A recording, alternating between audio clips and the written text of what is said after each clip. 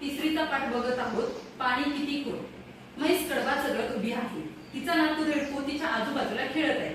म्हैस काय म्हणते बघा, आता मी खरंच म्हातारी झालीये, हा कडबा काही चावे ना मला. ती रेडकाला हाक मारते. अरे बाळा, माझे एक काम करशील? रेडको म्हणतो, हो सांग ना. म्हैस म्हणते, ही कडब्याची पेंडी तेवढी नदी पलीकडच्या कडबा कुट्टीवरून कापून घेऊन ये, म्हणजे मला कडबा नीट चघळता येईल. रेडको म्हणतो, दे मला पेंडी बांधून. एक रिकामं पोतं सुद्धा दे कुट्टीसाठी, आत्ता कापून घेऊन येतो. म्हैस रेडकाच्या पाठीवर कडब्याची पेंडी बांधून देते. रेडको उड्या मारत नदी किनाऱ्याजवळ पोहोचतो.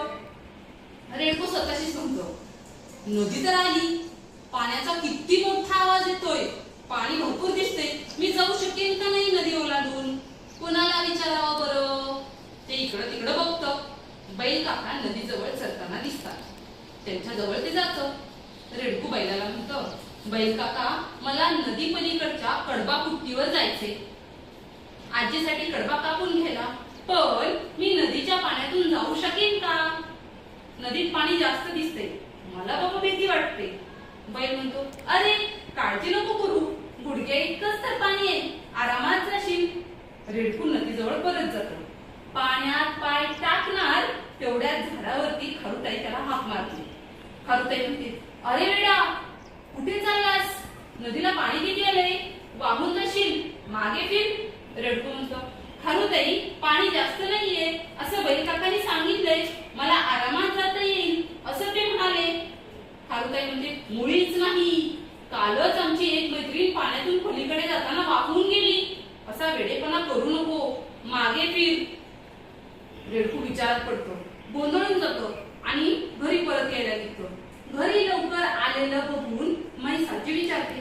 म्हैस म्हणते, का रे लगेच परत आलास, कुट्टी बंद होती का? रेडको म्हणतो, नाही ग आजी, मी कुट्टीला गेलोच नाही, नदीपासूनच परत फिरलो, नदीला पाणी खूप जास्त आलंय. म्हैस म्हणते, अरे असं कसं होईल, सकाळीच तर गाढव दादा आला नदी पार करून, त्याच्या पोटा इतकं सुद्धा पाणी नव्हतं असं तो म्हणत होता.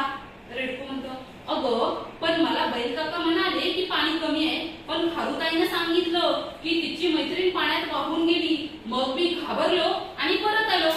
म्हैस म्हणते, अरे नीट विचार कर, बैल काका किती उंच आहेत आणि खारुताई किती बुटकी आणि छोटी, मग तिला पाणी जास्तच वाटणार ना. पण खारुताईपेक्षा तू मोठा आणि उंच आहेस की नाही, मग तुला घाबरायचं काय कारण?